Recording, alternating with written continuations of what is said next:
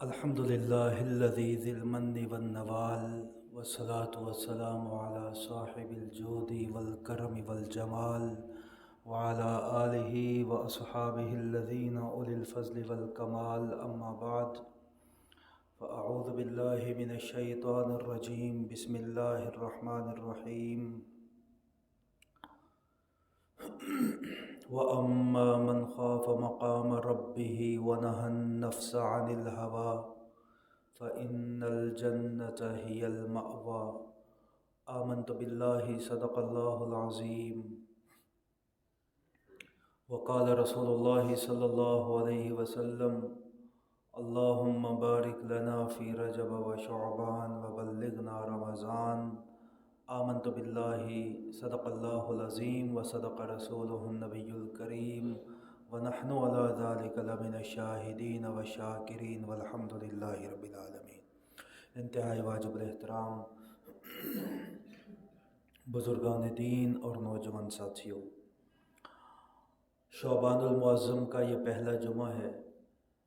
نبی اکرم سب کہیے صلی اللہ علیہ وآلہ وسلم یہ دعا فرمایا کرتے تھے کہ اللہم بارک لنا فی رجب و شعبان، اے اللہ ہمارے رجب کے مہینے میں بھی برکت پیدا فرما، شعبان کے مہینے میں بھی برکت پیدا فرما، وبلغنا رمضان، اور ہمیں تندرستی کے ساتھ، صحت و عافیت کے ساتھ رمضان گزارنے کی توفیق عطا فرما۔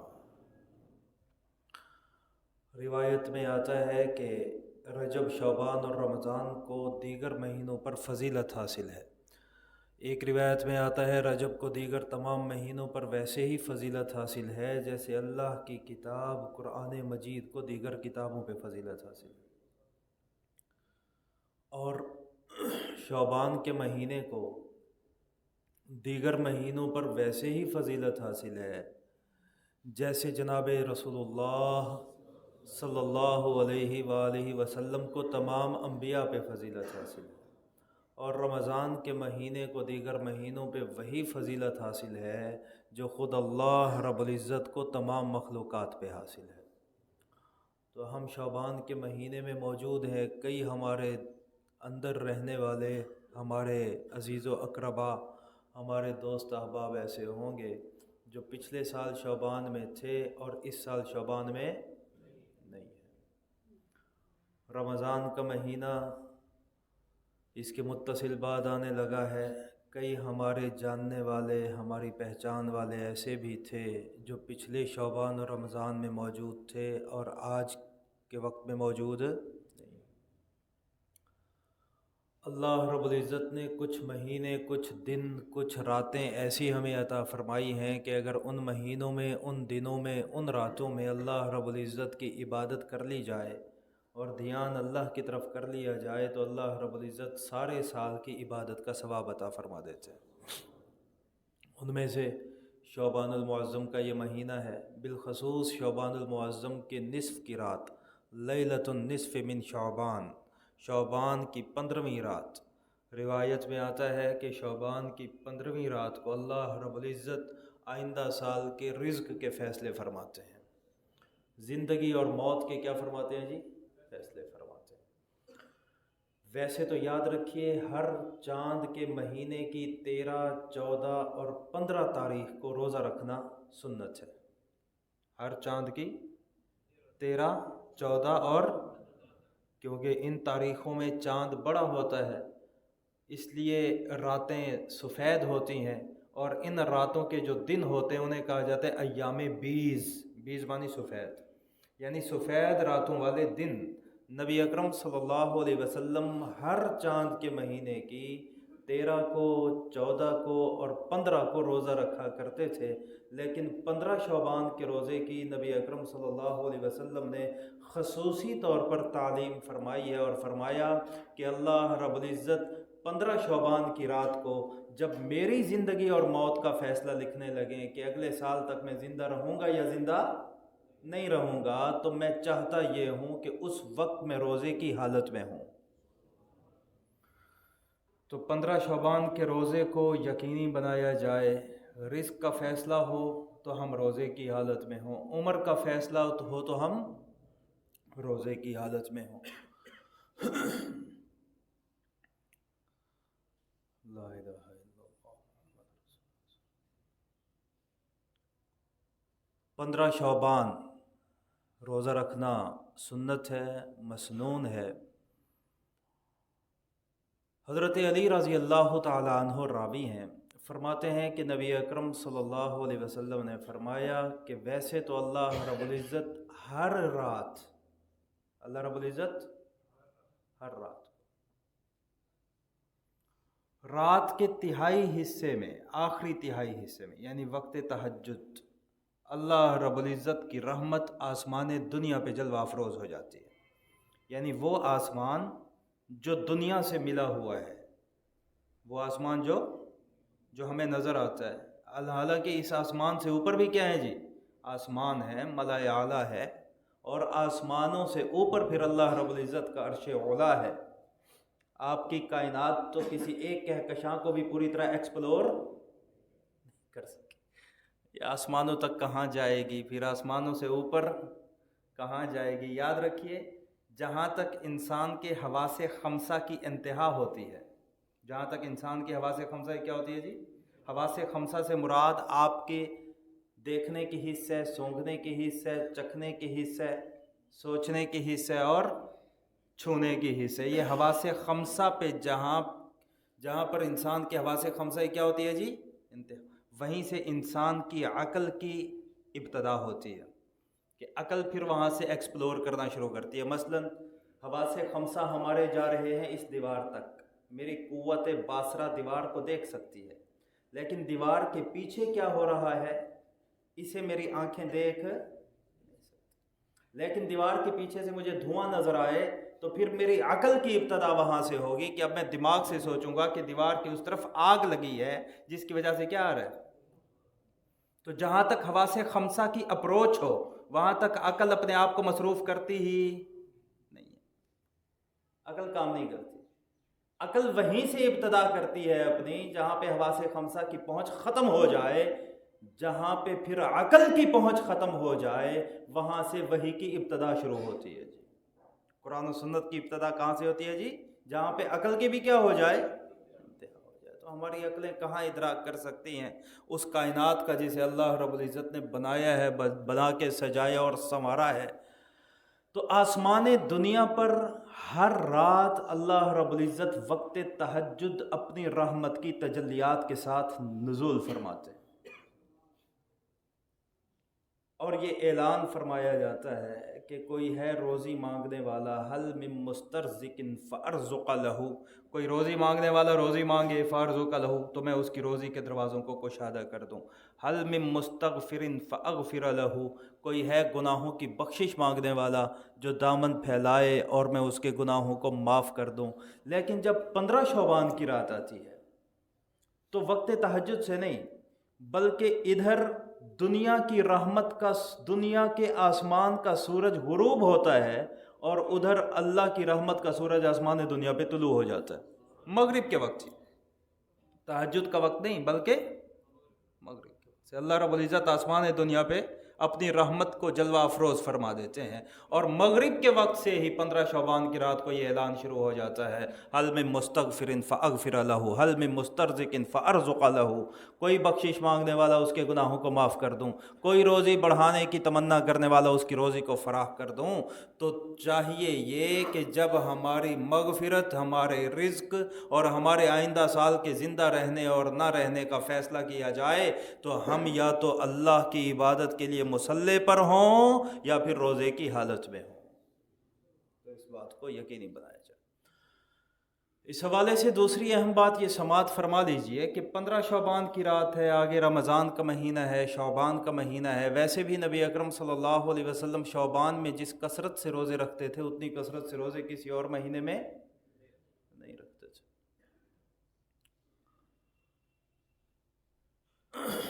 تو کثرت سے روزے رکھے جائیں شعبان میں، تاکہ رمضان میں روزہ رکھنے میں دقت اور پریشانی نہ کرنی پڑے۔ یہ جو ہم عبادات کرتے ہیں، شعبان میں کریں یا رمضان میں کریں یا ابھی 15 شعبان کے روزے کی ترغیب دی ہے تو اللہ تعالیٰ بہت سم کو رکھنے کی توفیق عطا فرما دیں۔ یاد رکھیے یہ عبادات نفع نہیں دیتی، یہ جو نفع بیان کیے ہیں روزے کے، یہ تب تک نفع نہیں دیں گی جب تک ان عبادات کے ساتھ احتیاط نہ کی جائے۔ اور عبادات کے ساتھ احتیاط یہ ہے کہ عبادت بھی کی جائے اور گناہوں کو بھی چھوڑ دیا جائے۔ اگر ادھر سے آپ عبادت کر رہے ہیں اور ادھر سے گناہوں کا کارخانہ بھی چلا ہوا ہے، خاص طور پہ روزہ رکھ لیا، نوجوان روزہ رکھ لے گا تو اس دن اور کوئی کام بھی نہیں کرے گا، نہ رزق حلال کی طرف جائے گا، کمانے جائے گا، گھر میں پڑا ہوا ہے کمبل لے کر بستر پہ اور موبائل دیکھے جا رہا ہے۔ موبائل کیا ہے؟ ابھی میرا روزہ ہے، میرا کیا ہے؟ روزہ تو رکھا تو اللہ کو راضی کرنے کے لیے، روزہ رکھ کے ہی تو نے گناہوں کا کارخانہ کھول لیا۔ عام وقت میں موبائل دیکھتا ہے دن میں تھوڑی دیر، اور روزہ رکھ کے موبائل دیکھتا ہے سارا دن، اور پھر جب نفع حاصل نہیں ہوگا تو پھر یہی نوجوان کہے گا کہ مولوی صاحب نے تو منبر پہ کہا تھا کہ 15 شعبان کا روزہ رکھو، اللہ روزی بھی بڑھا دے گا، اللہ حالات بھی تبدیل فرما دے گا، میں نے تو روزہ رکھا ہے، میرے حالات مزید کیا ہو گئے؟ تنگ ہو گئے۔ وہ روزہ تو رکھا لیکن روزے کے ساتھ احتیاط نہیں کی۔ یاد رکھیے گناہوں کو چھوڑنا عبادات کو نتیجہ خیز بنانے کے لیے سب سے زیادہ ضروری ہے۔ گناہوں کو چھوڑنا عبادات کو نتیجہ خیز بنانے کے لیے سب سے، جو آدمی عبادت تو کرتا ہے لیکن گناہوں کو نہیں چھوڑتا، اس کی عبادت نتیجہ خیز نہیں ہوگی، ثمر آور نہیں ہوگی، پھل نہیں لگے گا اس کی عبادت پہ، جتنا مرضی کر دے۔ اور اگر عبادت کو نتیجہ خیز بنانا ہے تو گناہوں کو چھوڑ دیجئے۔ میں ایک جملہ آپ کی نظر کرتا ہوں، آپ کی توجہ ہے؟ اس جملے کو دلوں میں محفوظ کیجئے، دل کا دروازہ کھولیے۔ بڑا پیارا جملہ اللہ نے ذہن میں عطا کیا ہے، وہ آپ کی نظر کر رہا ہوں۔ یاد رکھیے جو شخص اپنے علم اور ارادے سے، جو شخص اپنے علم اور ارادے سے گناہ کرنا چھوڑ دیتا ہے، اللہ رب العزت اس کی دعاؤں کو رد کرنا چھوڑ دیتا ہے۔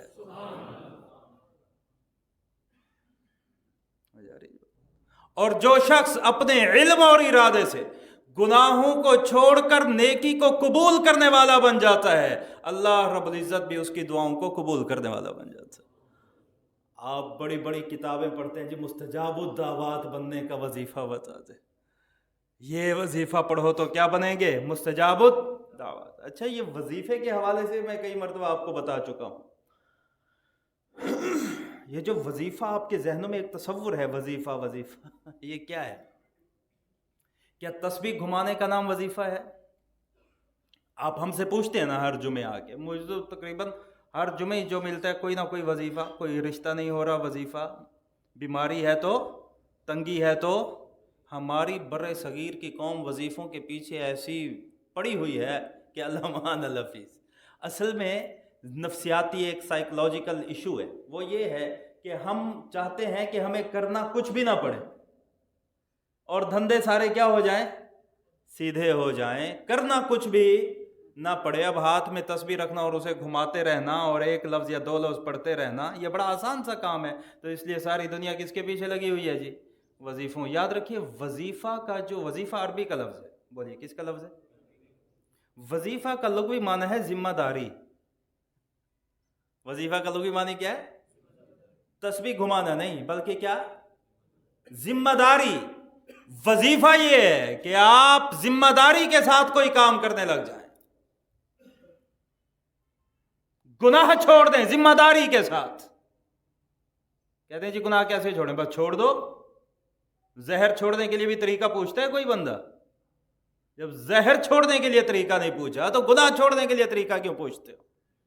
ذمہ داری کے ساتھ گناہ چھوڑنے والے بن جائیں، اس سے زیادہ مؤثر وظیفہ دنیا میں اور کوئی نہیں۔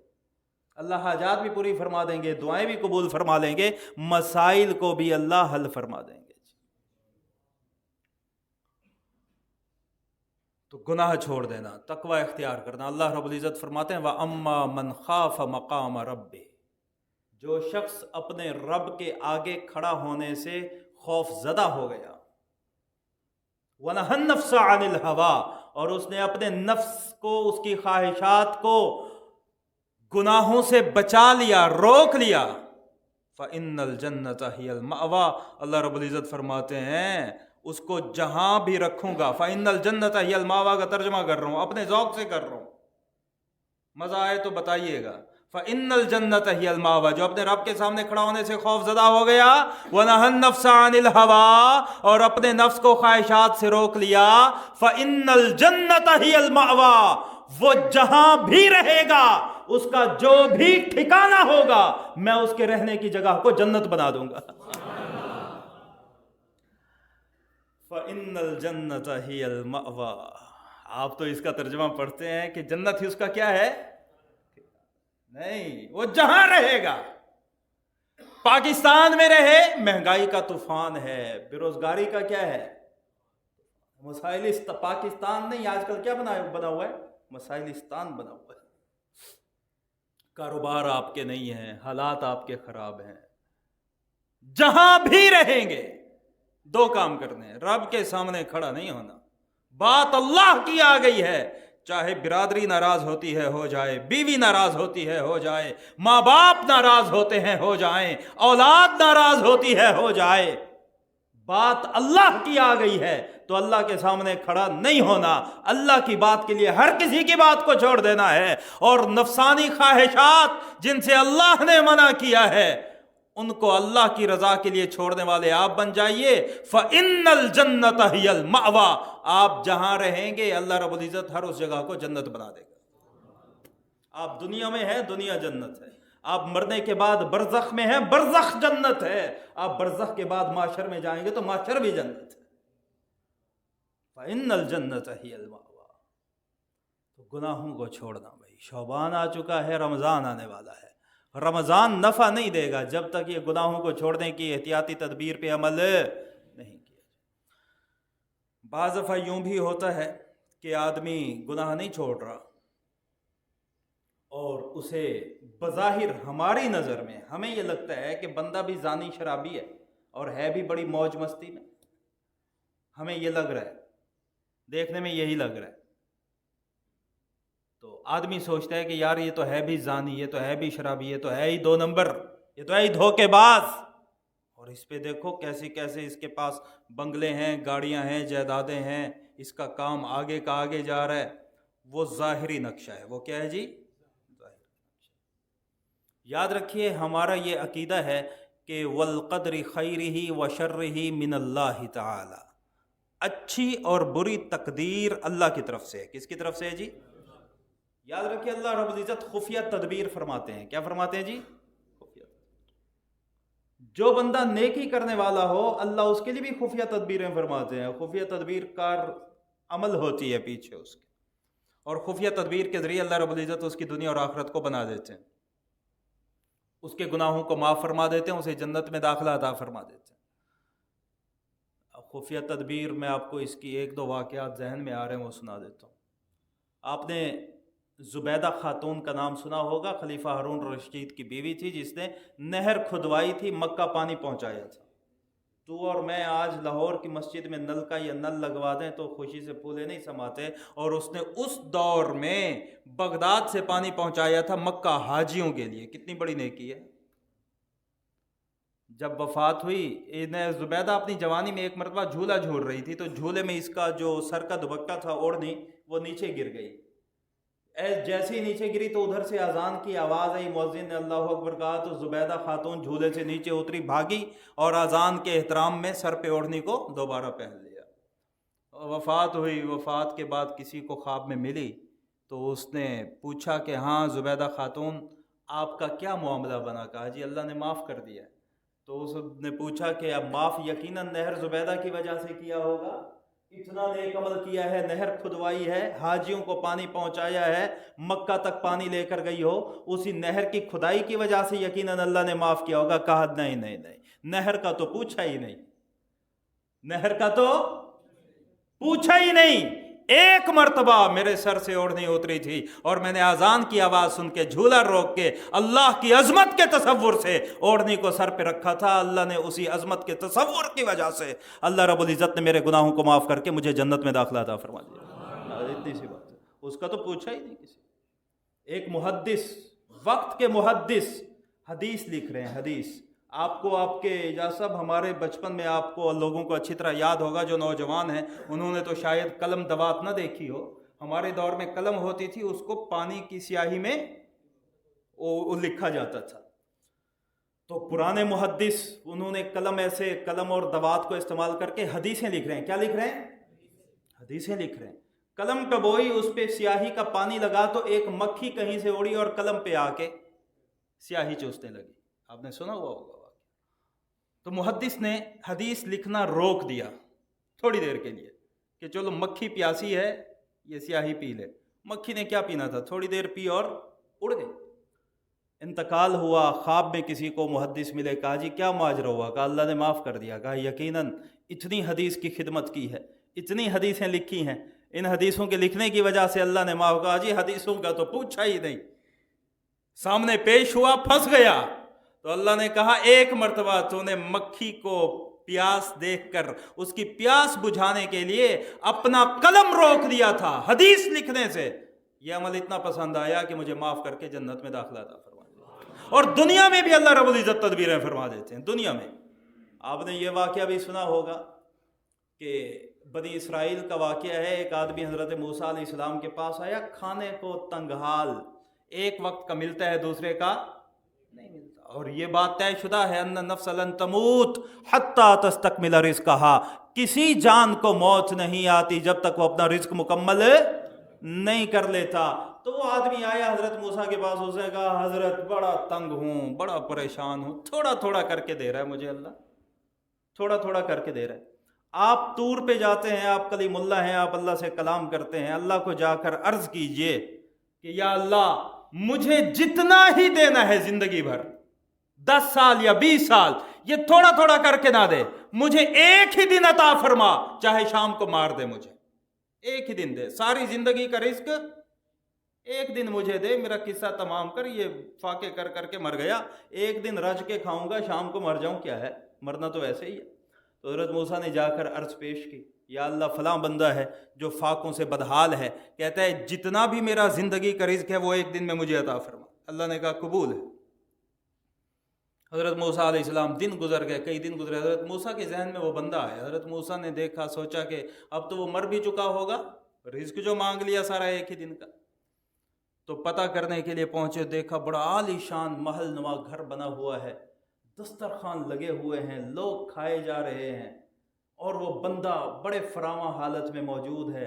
हज़रत मूसा अलैहिस्सलाम उसकी हालत देखकर बड़े हैरान हुए, तूर पे पहुंचे, अल्लाह रब्बुल इज़्ज़त को कहा या अल्लाह, एक बंदा था जो थोड़ा थोड़ा रिस्क लेता था, उसने दुआ मांगी थी कि अल्लाह एक ही दिन मुझे अता फरमा, चाहे शाम को मार ही क्यों न दे।